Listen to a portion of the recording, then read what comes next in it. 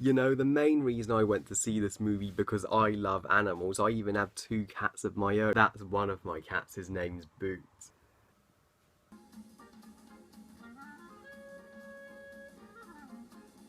The Secret Life of Pets. Now, The Secret Life of Pets is the new film from Illumination Entertainment, the same guys who brought Despicable Me and Minions. Now, I liked the first two Despicable Me films, however, Minions, it was okay, I guess it was alright, but it wasn't anything special.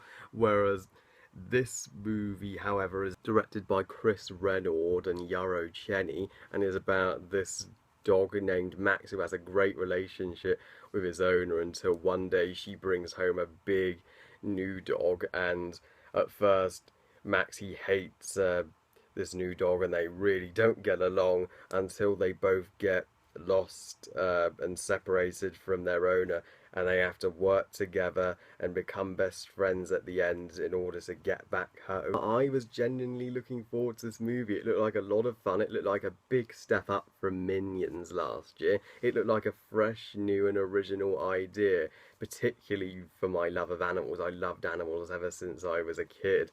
And so, yeah, I went into this movie hoping for a nice, cozy, heartwarming, fun family film, and that's pretty much what it is. I mean, this movie isn't a masterpiece or anything remarkable or groundbreaking by any means, but it's good. It's decent. It's a fun time.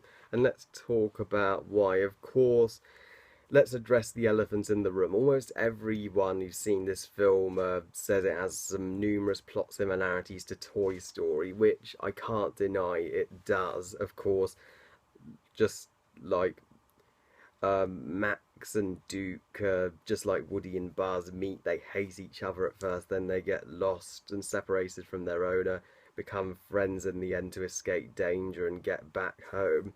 Yeah, that's pretty much the same plot as Toy Story, only with animals. And of course, the other group of pets have to go out and rescue them, which is, of course, a similarity to Toy Story 2.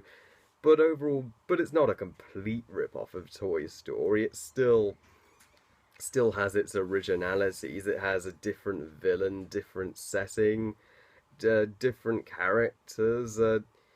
Yeah, it's at least it has some originality. Cast did a pretty good job. Louis C.K. as Max, Eric Stone Street as Duke, Lake Bell as Chloe. They they all put 110% into their roles. But the guy who did the best voice acting job in this entire movie, hands down, was Kevin Hart as the rabbit. He was funny, he was hilarious. Yeah, he was having a hell of a time recording his lines. I wouldn't call him the greatest villain ever. He's not very deep. He's not the most memorable villain ever, but he was a fun villain. The animation in this movie is beautiful too and very pretty to look at.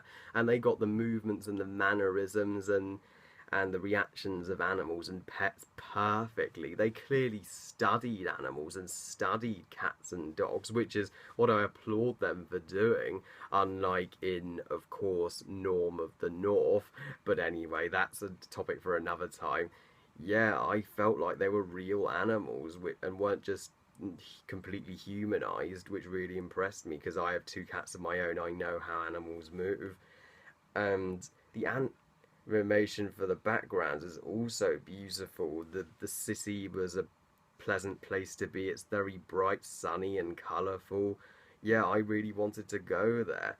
And the music by Alexander Desplat, who also, of course, did the score for Harry Potter and the Deathly Hallows Part 1 and Part 2.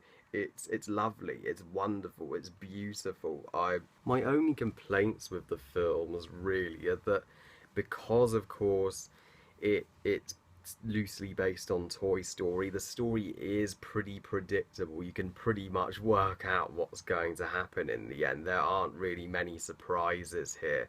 If if you've heard the synopsis, you've pretty much seen the movie, and the climax was was a little rushed. It was resolved. It resolved really quickly. Actually, there wasn't much of a challenge for our heroes to overcome.